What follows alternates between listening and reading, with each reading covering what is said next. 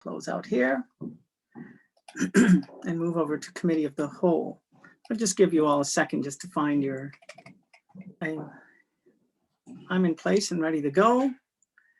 So we are now meeting as a Committee of the Whole, and I would call this meeting to order.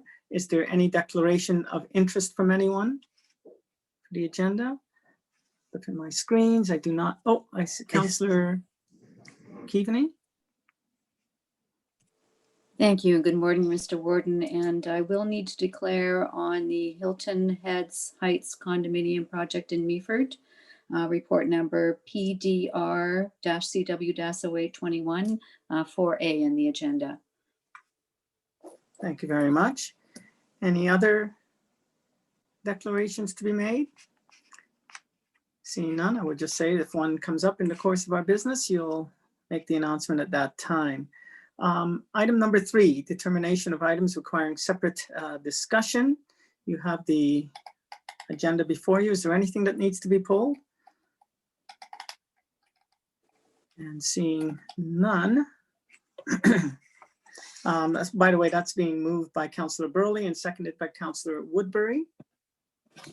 And if we have nothing that needs to be pulled, then I will call the question. Anyone opposed? Okay, that is carried. Okay.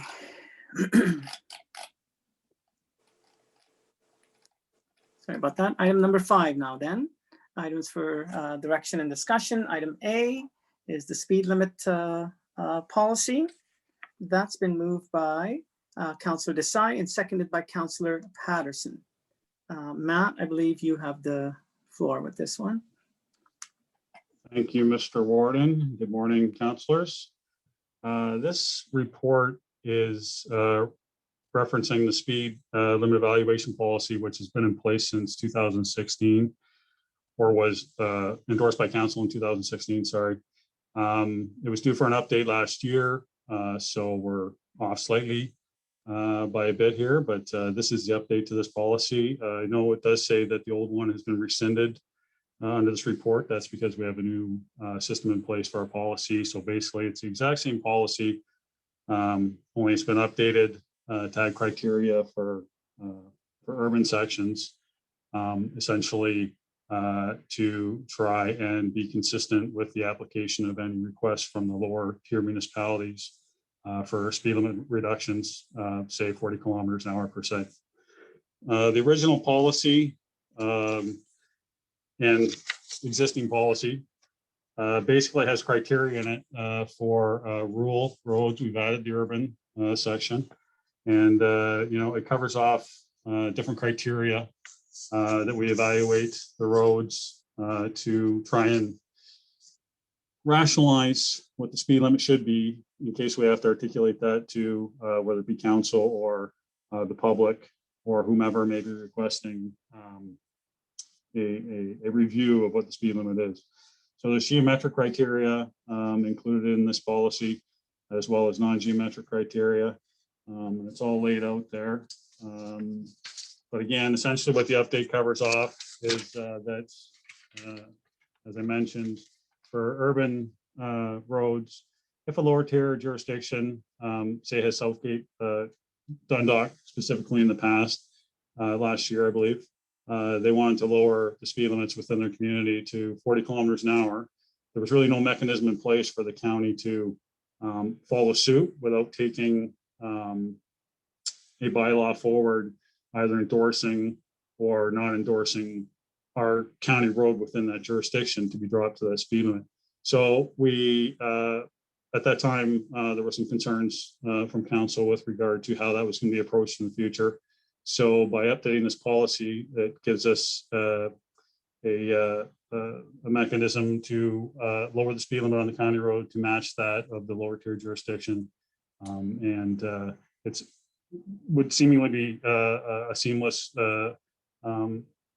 way to go about it, with the lower tier jurisdiction endorsing a bylaw to lower the speed limit, and then we would do the same. So that's kind of it in a nutshell. If there's any questions or concerns? Excellent. Thank you, Matt. There is a question from Councillor Burley. Thank you, Mr. Warden. Matt, just kind of a statement and a question. Great Road 1 leading the city of Owen Sound, going all the way around, come back with and South Bruce Peninsula. It's just an amazing road with the speed limit seem to go up and down all over the place. And I've been getting a lot of calls concerning it, and I'm quite sure that you and Pat have got one from a particular group concerning the speed limit, wanting to reduce them. My question is, have you re-looked at the whole road system, like Road 1? I know reasons why speed limits were put down before. I'm just wondering, have you re-looked at them now to see if they should be adjusted? I do believe in county roads are made to move traffic. Don't get me wrong. They're good roads, and I believe that. But I'm just curious if you follow the route around Gray Road 1 from, say, Owen Sound, going through Bonnie Beach, and out through.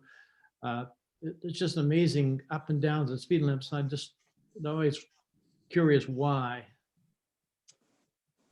Yeah. Through you, Mr. Warden. We haven't studied the corridor as a whole.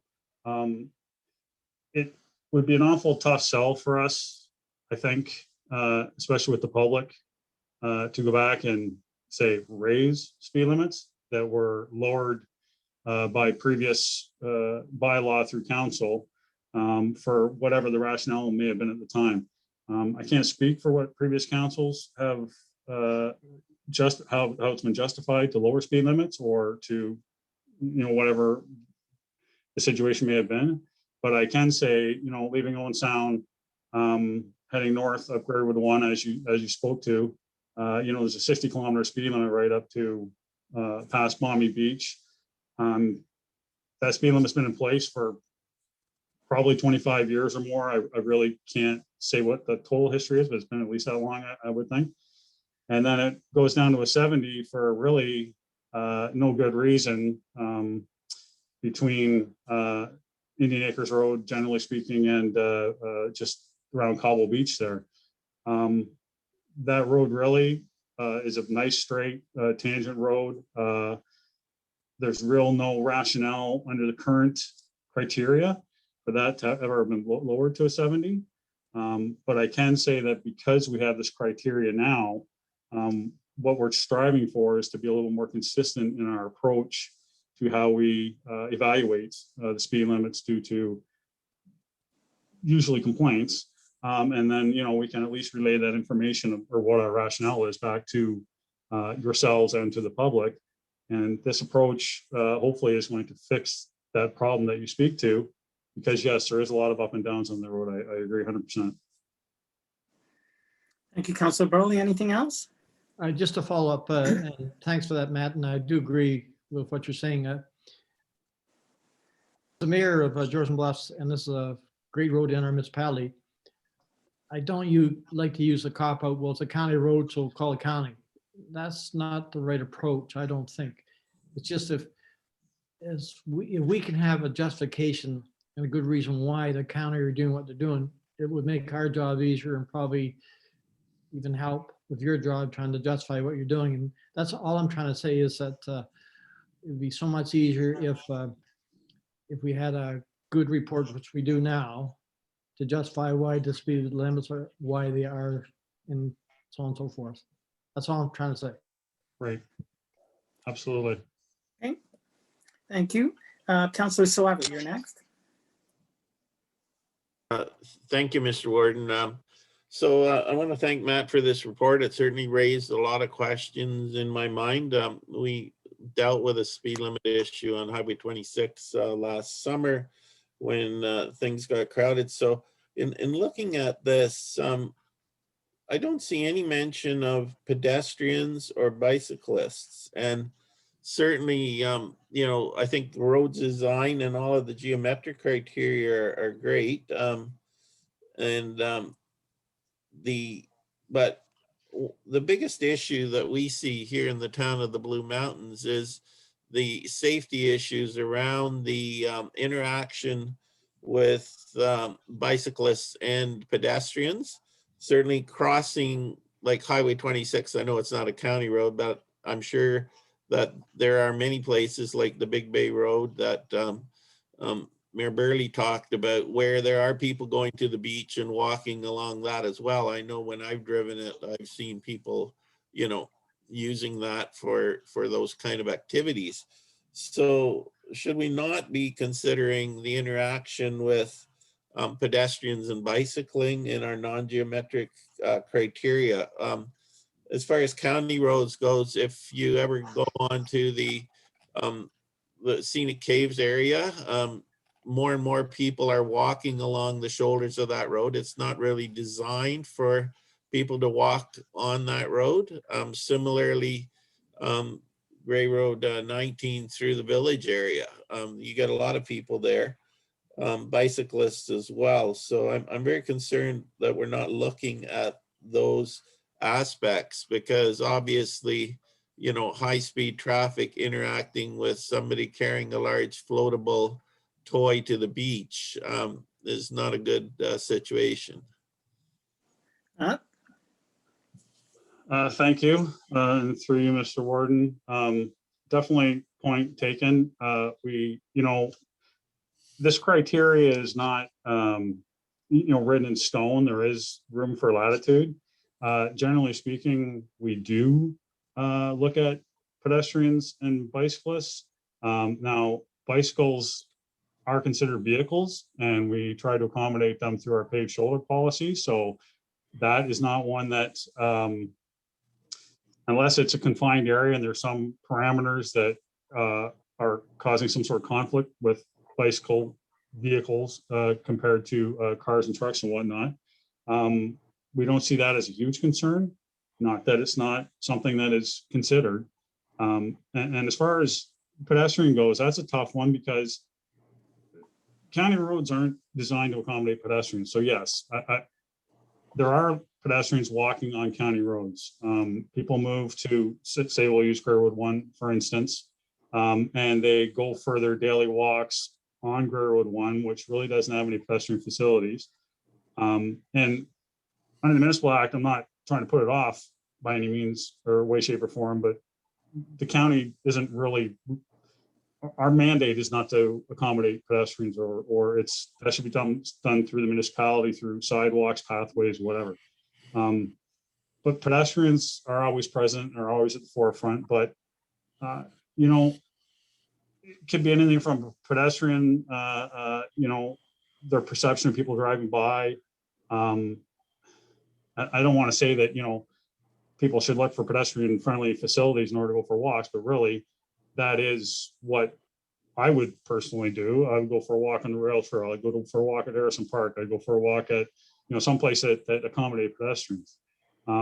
As it stands right now, a lot of our roads don't accommodate pedestrians, and the majority of them aren't going to be able to accommodate pedestrians in the future. So, but point taken for sure. Anything else, Councillor Soever? Just the one quick question. How do, I don't see how the average annual daily traffic counts factor into this. Certainly as traffic increases, there's more potential for interaction, particularly also with farm vehicles. And I know that's an issue here. We get people driving very quickly on some of the county roads and interacting with very slow moving farm vehicles. And we are an agricultural community. Mm-hmm.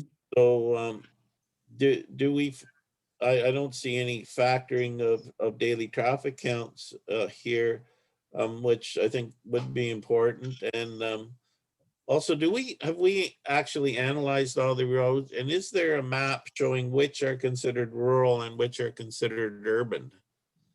That distinction sometimes gets a little clouded in our areas, like around Craigleith, where, you know, 10 years ago a road would have been completely rural, but now with all the development happening, you know, it is kind of suburban or urban even. Right. Thank you. Through you, Mr. Warden. I guess the first criteria you just brought up was with regards to the AADT, the annual daily traffic.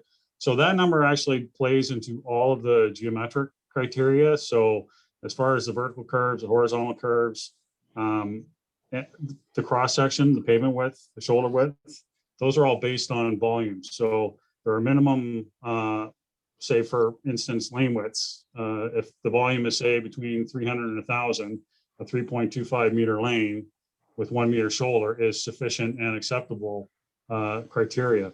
And as the volumes go up, therefore the criteria increases the width of the pavement, the width of the shoulders and whatnot.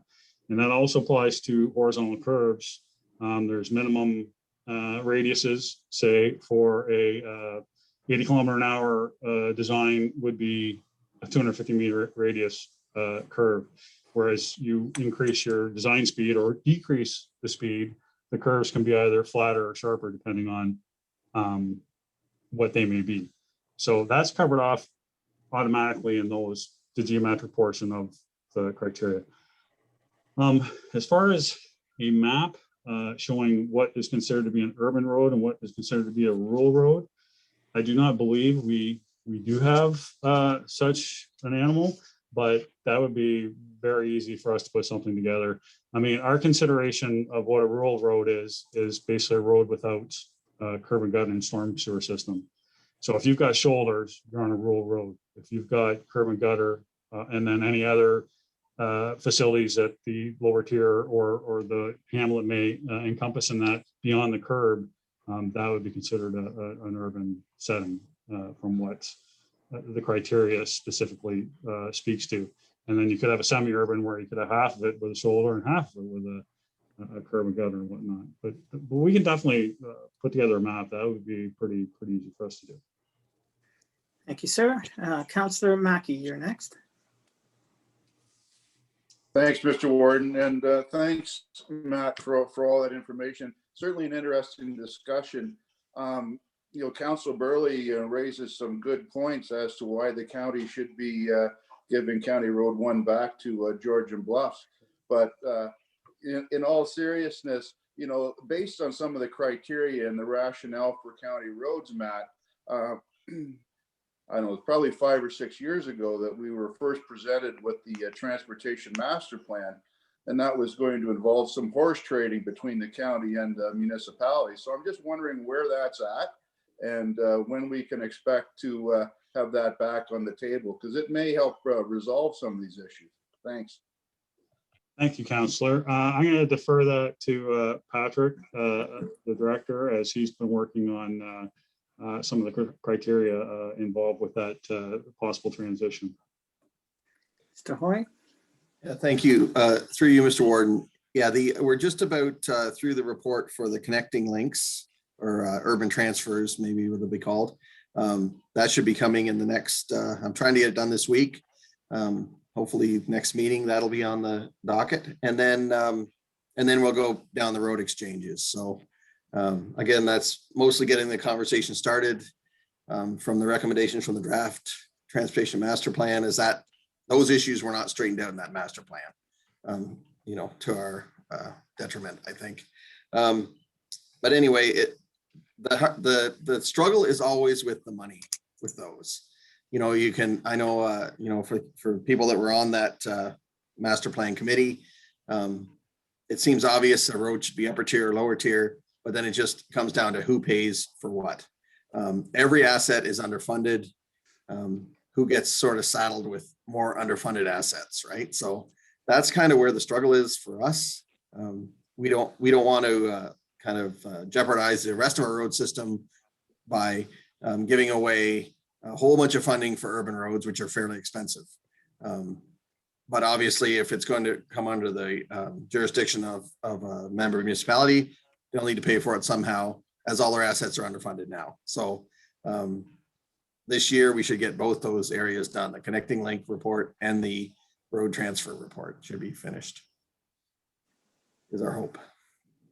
That's it, Councillor Mackey. Thank you. Councillor Yes, O'Leary, thank you. Councillor O'Leary, I believe that I saw, oh, he's disappeared. I thought that I saw him with his hand. Was there anyone else, Madam Clerk? Yes, Councillor Millen. Councillor Mill, go ahead. Thank you, Mr. Warden. And I just wanted to concur with Councillor Mackey and remind Councillor Burley that the next time that there is a road rationalization study, he will have the opportunity to support the downloading of Grey County Road 1 back to Georgian Bluffs, and then he can set the speed limits however he wants to set them. I'm good with that. Thank you. Thank you. I see a firm shaking of the head from Councillor Burley. Councillor O'Leary, did you have your hand up? No, I did not. You did not. Okay, you were just adjusting something. All right, those are all the hands that I saw, Madam Clerk. Am I ready to call the question? I don't see any more, sir. Excellent. Then I will call the question. Is there anyone opposed to the motion? I see none, so that too is carried. We've been sitting for just under an hour now, so I'm going to suggest that we take a break. They've been saying that sitting is the new smoking. So let's, it's now close to 10:30. Let's come back at 11:45. Okay, and we'll finish up. It's 10:45. You want to mute and stop your video. Yeah. No vodka in it. It's 5 o'clock somewhere.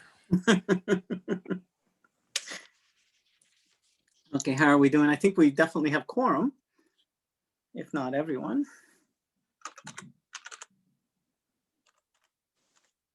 We'll wait for the Here I clock. am. Yes. We'll give it the one more minute. Oops.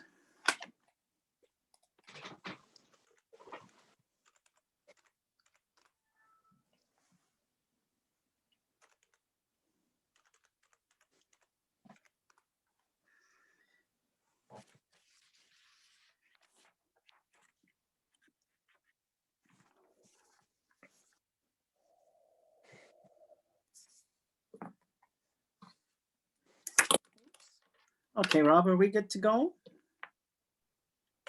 Yep, ready when you are, Mr. Warden. I'm ready. So can I go? Yep, go ahead. Okay, so we are back. We are going to turn to item number 5B now, right? And Matt is on deck. This item's been moved by Councillor Mackey and seconded by Councillor Desai. And Matt, once again, you have the floor. Thank you, Mr. Warden. Again, councilors. This report deals with bylaw 4788, good old 478813, that we typically take on a yearly basis to the fine group of people that are gathered here today. We're probably going to be moving forward, taking this twice a year now, just because the volume of requests that we get that need to be dealt with would be better suited in a timely manner to go twice a year, but we'll see how that works out. So this version of a request for change to this bylaw is exclusively got to do with posted speed. That's Schedule N. It has been requested by a resident on Grey Road 1, the same residents for both these requests. The first request was to have the speed limit between Kemble Rock Road and Wyerden, which is all of Island View Drive, reduced to 70 kilometers an hour in the portions that are currently 80. So as per the attached figure to this report, there are sections that are already 50 kilometers an hour and 60 and 70 kilometers an hour through that section. But predominantly, the majority of that road is posted at 80 kilometers an hour. So we have a request to move that to 70 kilometers an hour. And then additionally, in the hamlet of Big Bay, which is currently posted at 50 kilometers an hour in the hamlet proper, we have a request to extend that 50 kilometer an hour speed zone by a kilometer east of the existing designation where it changes to 80 going east. So those are the two that are being addressed with this report.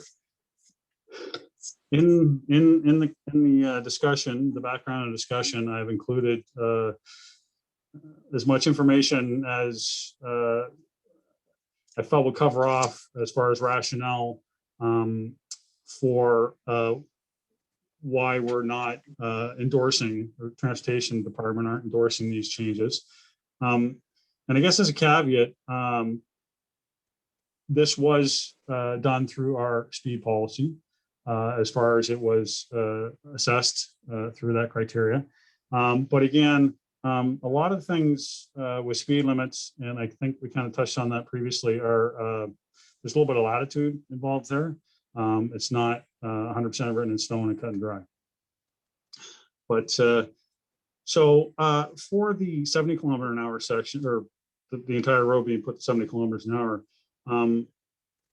the factors that stood out that we looked at that kind of played into us not endorsing the change. I guess as some background, as I previously mentioned, we're trying to be consistent with speed limits. We're trying to, rural section is 80 kilometers an hour and urban section is 50 kilometers an hour. I mean, there are exceptions, obviously, with geometrics or accidents or issues that may cause concern as based on the criteria as laid out in that policy. But in this, Grey Road 1 has got a lot of small curves in it.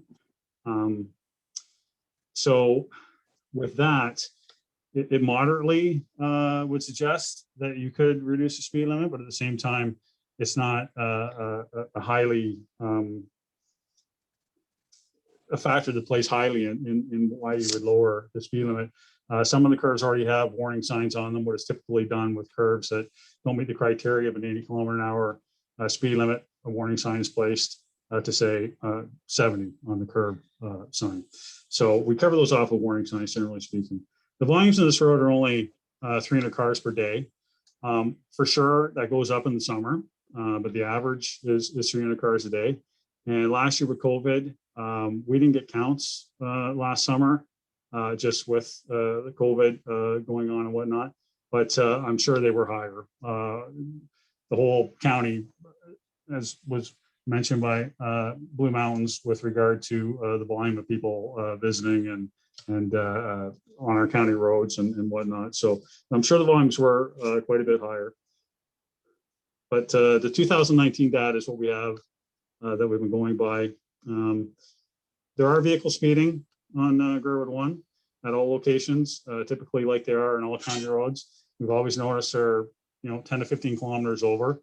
Not everybody, of course, but what you call the 85% of the people are driving at or just above the posted speed limit, is what our data suggests.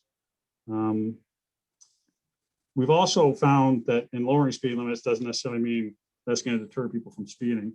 What we always do with speed limit requests is we definitely pass that information along to the local police services for enforcement. But as we all know, police services have a lot of things on their plate, and they don't necessarily prioritize speed enforcement on a low volume road that has no accident history as being a high consideration. And that would be the case at this location.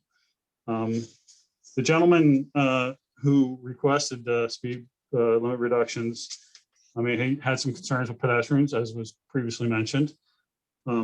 I get it. I mean, there's people walking on the road, people are flying by them. Even if somebody's doing, the speed limit or less than the speed limit, it's still pretty imposing when, a 3,000 pound vehicle drives by you within, 6 or 10 feet of you. So, but I think perception is a bigger thing, that they look like they're going faster than what they are. But again, it's all valid concerns. So that's in the for the 70 kilometer an hour portion. The other, as I mentioned, was the extension of the Hamlet 50 kilometer an hour speed limit, which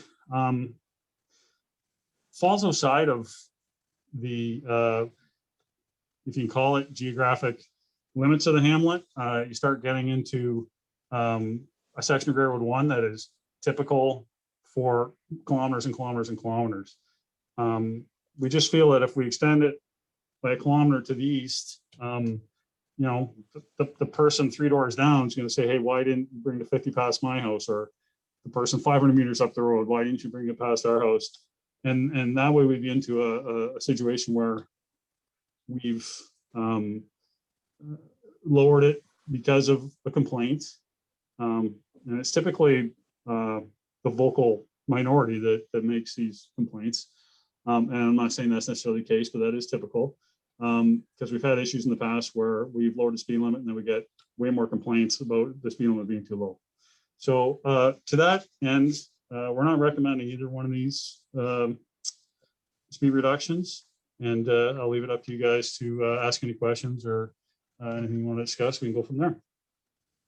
Thank you very much, Matt. Council, are there any questions? Councillor Carlton.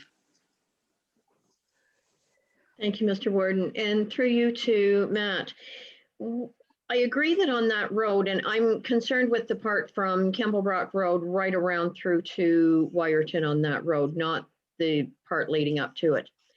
There is one section that is 70, then it goes up to 80, down to 50, up to 80, down to 50, 60. It's a little confusing in that road, and I agree with the 250-kilometer sections.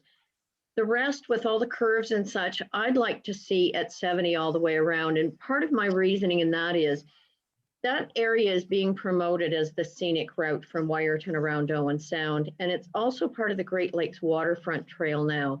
So we're bringing a lot of people in there, summertime, adding them to the residents who do walk on that road. And it's really not made for people walking on the side of the road there. But those are residents who don't have a rail trail handy that they can go walk on. So they're using the road in front of their homes. So adding in the extra tourists in the summer and such, I think it would make more sense to have it at 70 all the way around, and maybe even replace those 60-kilometer areas where they're fairly straightforward areas. I don't see the rationale in having them necessarily at 60. So just my comments on that. Thank you. Thank you. Any other questions or comments?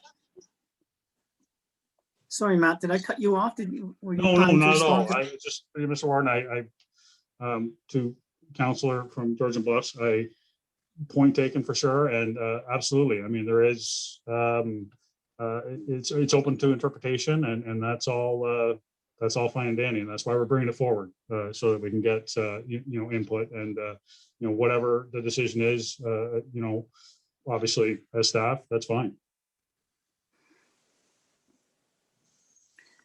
Any other comments or concerns? Questions?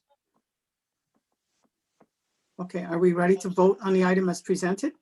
Councillor Carlton, this is your opportunity if you wish to, I guess, to suggest an amendment. You can bring an amending motion, but otherwise we'll vote on it as it's presented.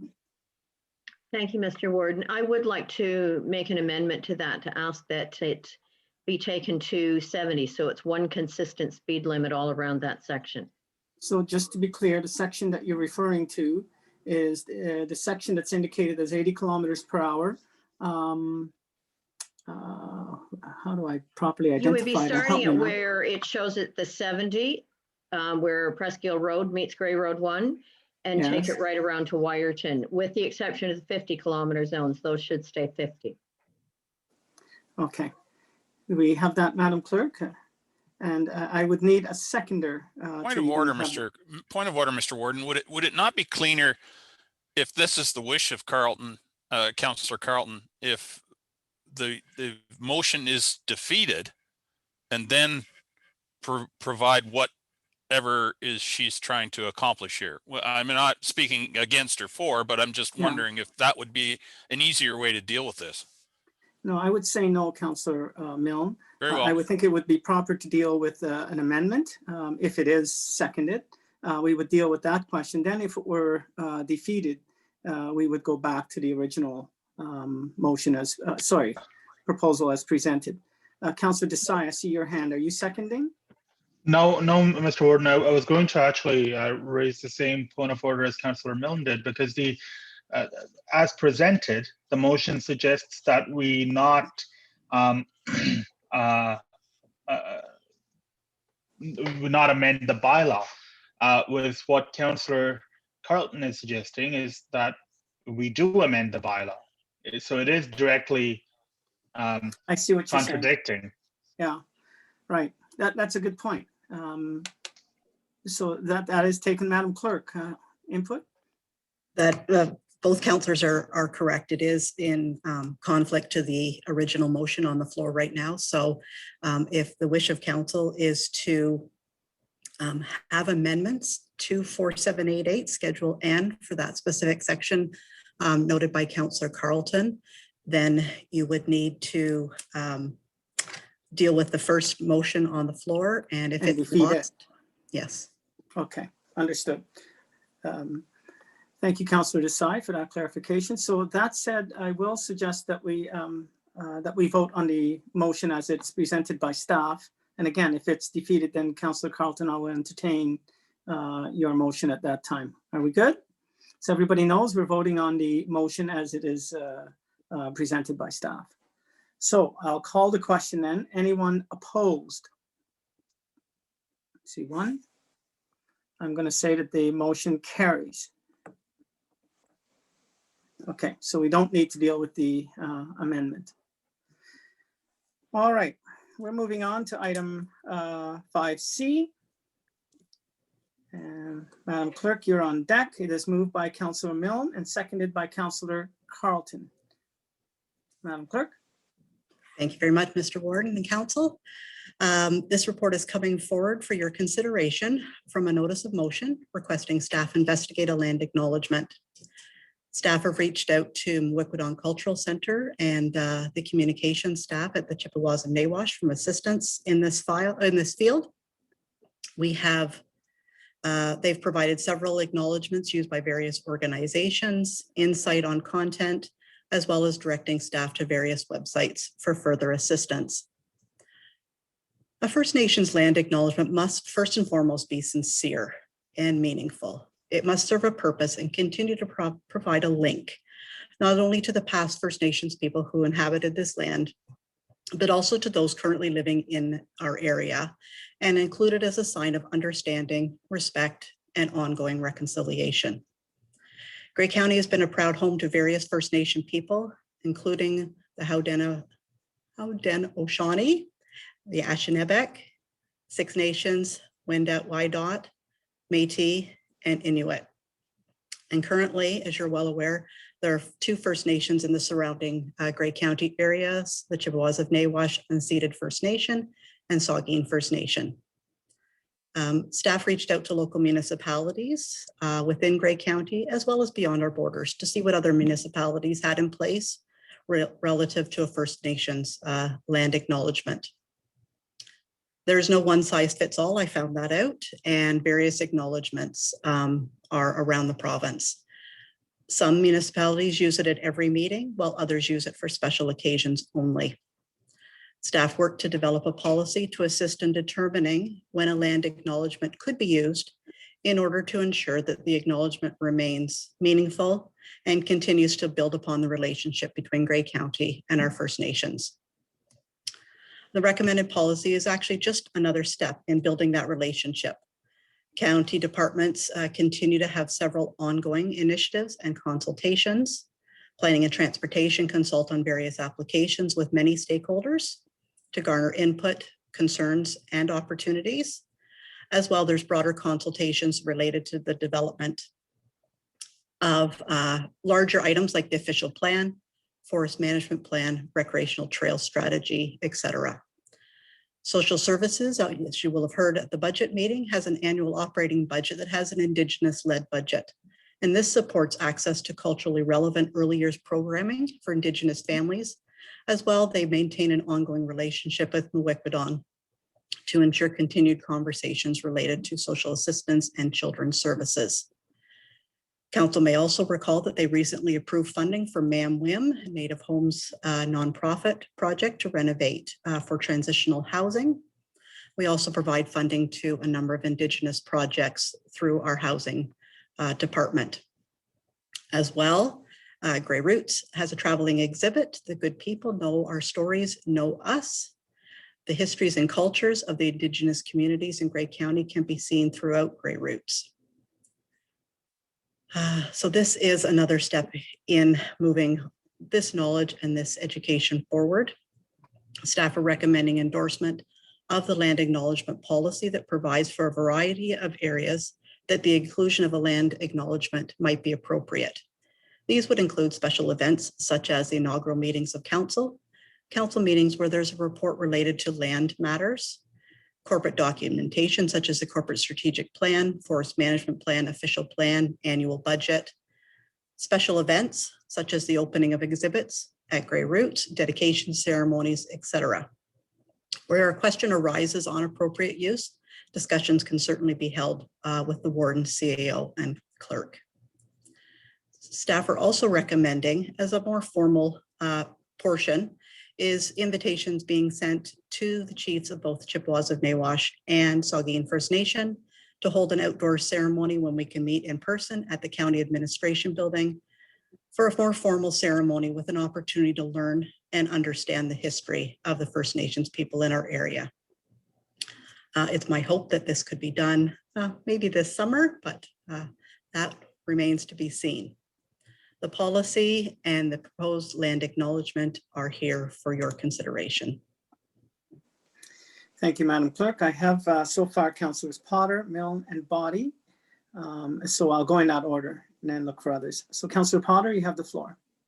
Thank you. I just wanted to, we do use the statement as included in the report, but the next paragraph under the heading land acknowledgement policy, in the last line, it said that it would provide a more meaningful process. Let me assure you, and I'm not sure that this is what was meant by that comment, but we consider it very meaningful. And that's why we have it at the beginning of every meeting, every committee meeting, every library board meeting, museum advisory council meeting, and so on, is because we do consider it very important. We have the Wyandotte village sites within our community as well as others. It was this, we had the assistance of two of our staff members who are of First Nations descent in writing this policy. So it has great meaning to us.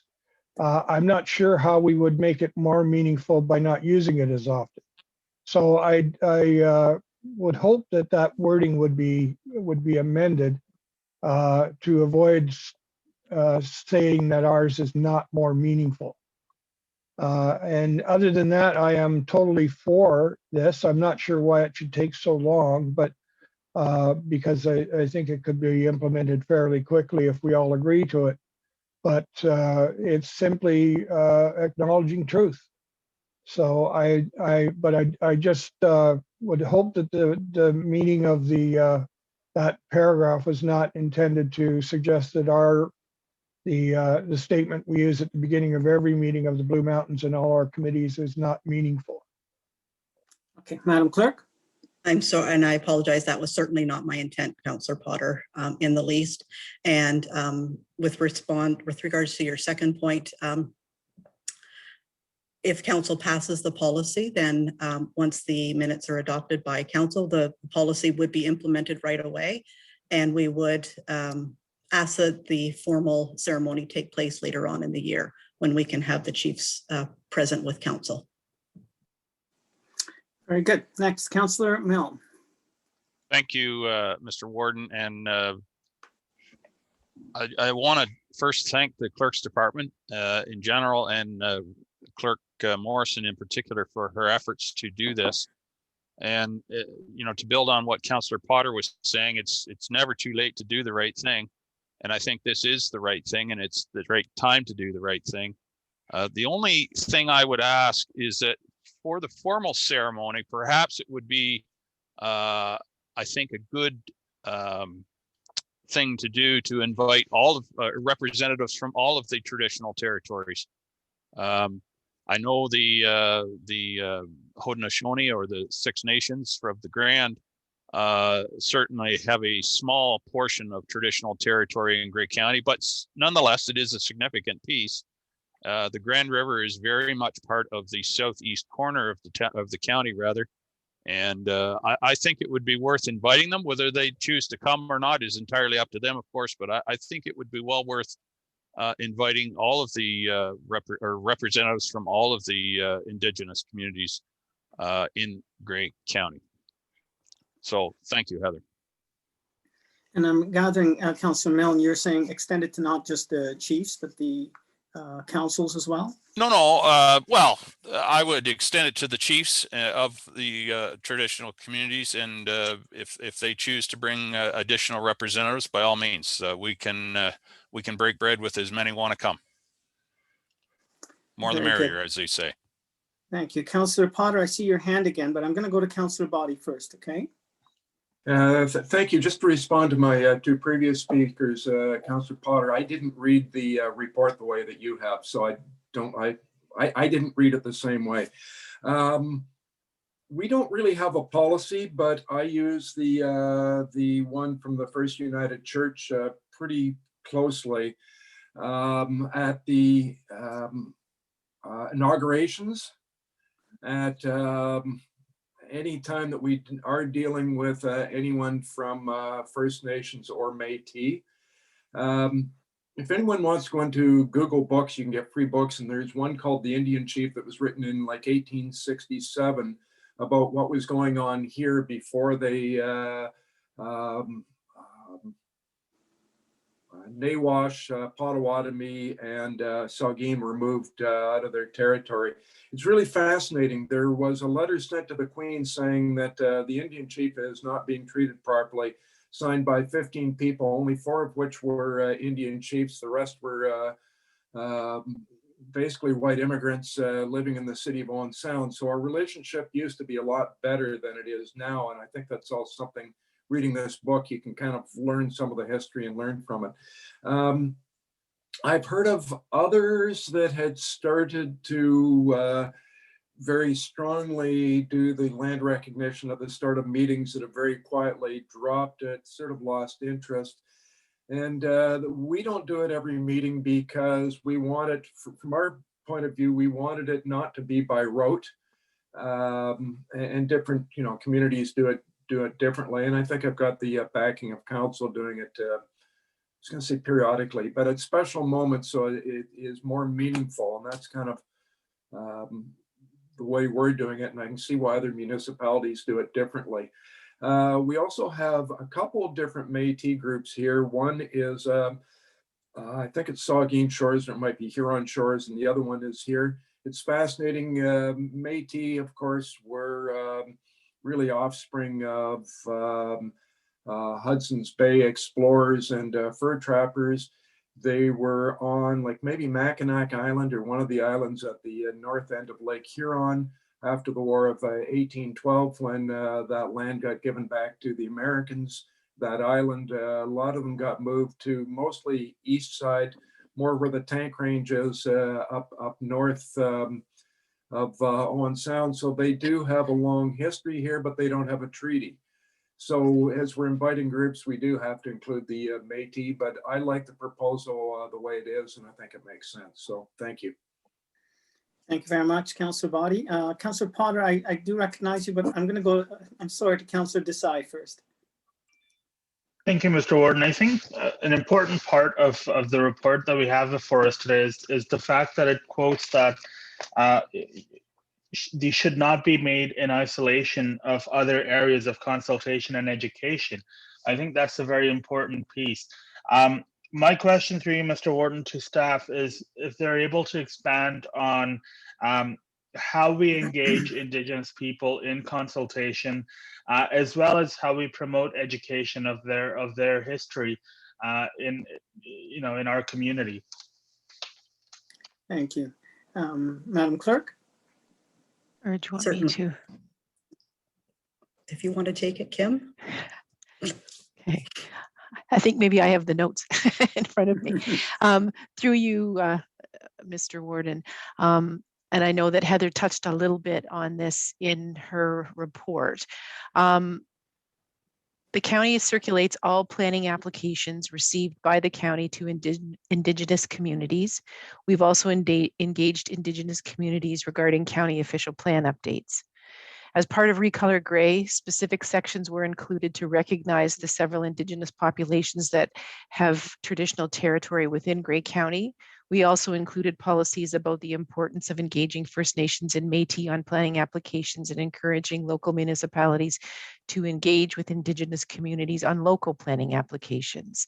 Appendix C in the county's official plan shows traditional territories and treaty areas of various Indigenous communities within Grey County, and the county has also engaged Indigenous communities on other strategic initiatives like the Forest Management Plan, the Recreational Trails Master Plan, etc., and we intend to continue doing so.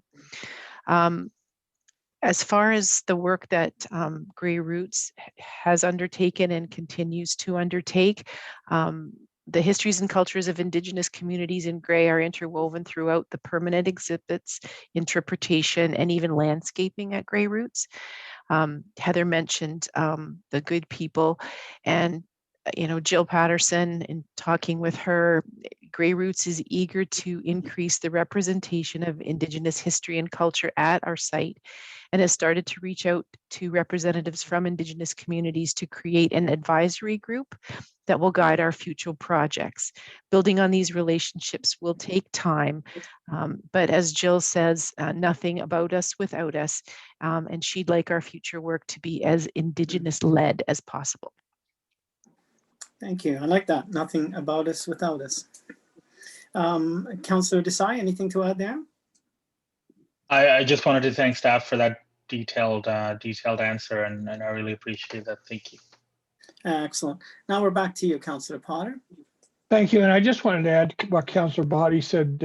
We have the Anishinaabeg who are around on Christian Island, and a couple of the other islands on that side of Georgian Bay, and they have been at some of the ceremonies around the Craigleith Depot and the Petunias, they were called, sites around Craigleith, and also Chief English from the Oklahoma Wyandotte, who has represented her people at the depot and at some other ceremonies here. She's been here several times that I know of to take part in smudging ceremonies and so on. So it'd be great to invite her. I don't know if she would be able to come or send someone in her place, but there are a couple of others that have some past history and connection to our area. Excellent. Thank you for that, sir.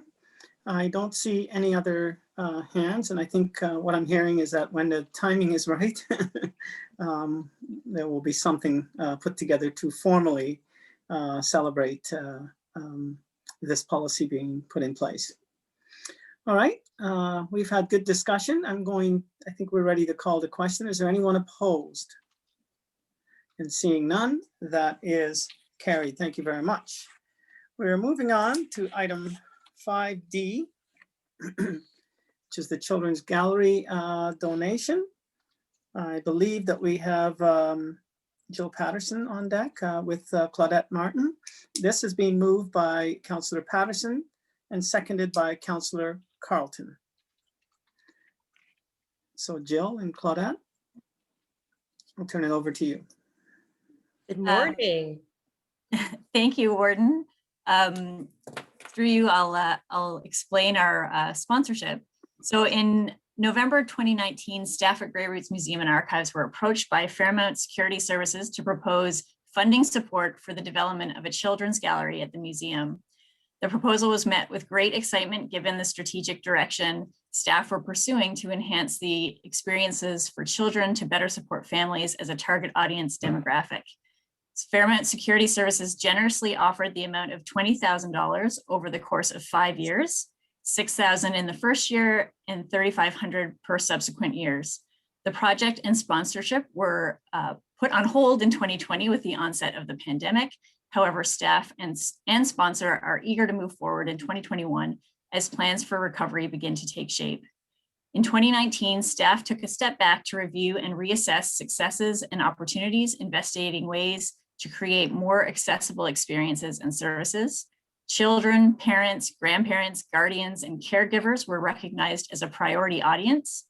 In addition to this, children's services offered through childcare, camps, and community programs were also identified as a market to leverage. I'll now invite my colleague Claudette Martin, Engagement Manager at Grey Roots, to describe what we're planning for the gallery. Thanks, Jill. We're really excited about this. A children's gallery attracts families and groups looking for engaging and educational activities while making better use of Grey Root's main building facility. Thanks to the generous support of Fairmount Security Services, staff will have the resources necessary to implement minor renovations and make unique equipment purchases to better serve Grey County families. The multi-year support approach will allow staff to add new experiences over time, allowing us to respond to the needs of our families as they use the space. Jill will share a couple of the images to give you a concept of what we're thinking with this. The Children's Gallery at Grey Roots Museum and Archives will house a playful, interactive learning space for children of varying ages to explore Grey County stories. Unique, child-focused, and relatable objects from the museum collections will be paired with lively wall murals, hands-on items, and expressive text in order to support the exploration of nature and history from a Grey County perspective. Children, their caregivers, their families will engage in learning through quiet reading spaces, building activities, art projects, games, and so on.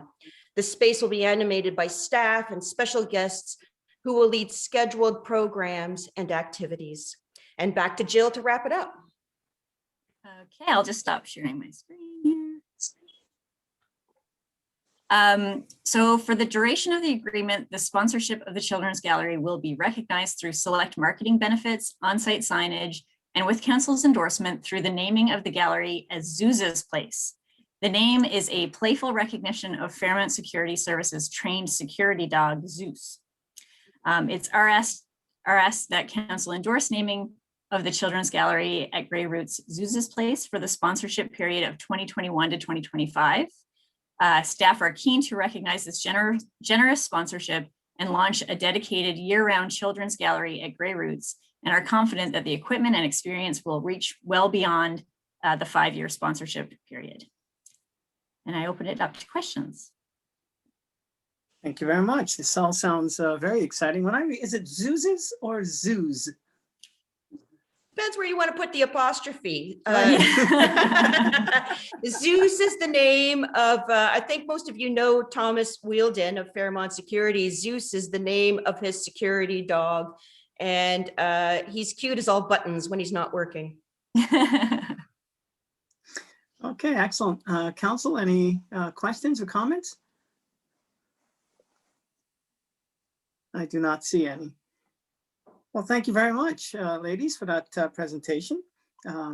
Very exciting. And I also compliment both of you. I noticed that you're able to keep your eye on that camera while making your presentation, and I'm jealous of that. I don't know how you pull that off, but you have some kind of a, you'll have to write me about that and let me know your tip. Deal. All right, so I will now call the question on the motion. Is there anyone opposed? That is carried. Thank you very much. Okay, we are turning now to item 5E. Kevin McNabb, you're on deck. This is being moved by Councillor Potter and seconded by Councillor Mackey. And Kevin? Morning, County Council. There's two parts to this report. The first one is regarding the purchase of 3 ambulances from Demers, and the second part is regarding transferring end-of-life cycle ambulances as well as stretchers and power loads with these ambulances to Grey Roots Health Services. So this year's budget for 2021 includes the replacement of 3 ambulances. They have a 6-year lifespan, and typically they have over 275,000 kilometers when we and they end their cycle. This year is a 5th year of a 5-year contract with the mayor's ambulances, where we've been purchasing these ambulances. What it's allowed us to do is to continuation with the standardization of our fleet. It allows local familiarity with paramedics for their equipment, it allows for service and parts and repairs, familiarity for the mechanics. The way it's been working is it's based upon the CPI increases December 31st of the previous year. This year, the CPI is 1%. The difference this year, though, is there's an additional $1,270 from Demers per vehicle, as the initial chassis they offered wasn't available. So this is a different type of chassis. The majority of the ambulance comes in the conversion, and they did hold to the CPI increase for that. But it is different than the previous agreements. Typically, our end of life cycle ambulance are disposed of through an auction, or they're just used throughout the county for other services. This year, Grey Bruce Health Services has interest in acquiring these vehicles. And what we're recommending is that we make an exemption from the public process and allow Grey Bruce Health Services to buy them for the average of the past 3 years price that we received for them, which would be $10,700. Grey Bruce Health Services has also expressed interest in purchasing the power load units, which go with these ambulances, as well 3 power stretchers. The power loads are used on 2 6-year cycles, and this would be the second cycle for these ambulances. So we would be using those normally again one more time. And our stretchers, this year we have one being replaced that has been in service for 10 years. And next year we have 2 being replaced, which would be the 10 years. And what we're proposing is that we negotiate a price to ensure that our reserves aren't disadvantaged when we acquire new. Grey Bruce Health Services is also interested in the provision of vehicle, stretcher, oxygen maintenance, because our mechanics are so specialized and understand this equipment, that we would continue with that as well. So those are really the bulk of the report and the request for that. Thank you, sir. Council, any questions or comments?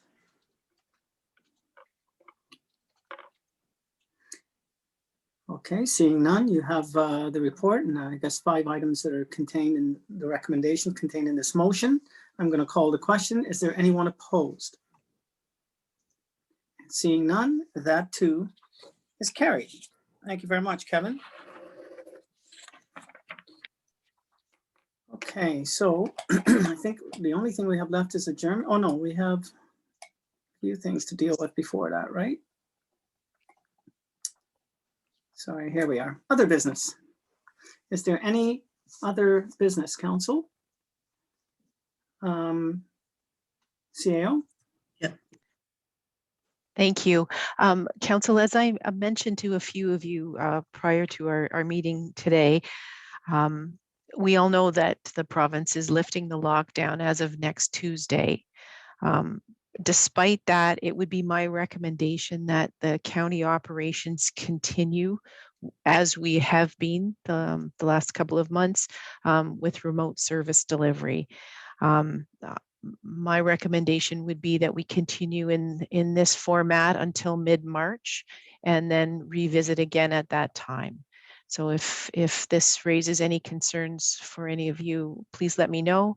And I will discuss this with the member CAOs at our meeting tomorrow. Thank you very much, Kim. Any questions or concerns to raise now? Otherwise, you can maybe do it by email or a phone call to Kim. Is there any other business? Okay, seeing none. Item 7. Oh, I see Councillor Soever. Did you have your hand up for other business? You're on mute, sir. Question for our CEO as we're coming out of this lockdown, and of course the vaccine is now.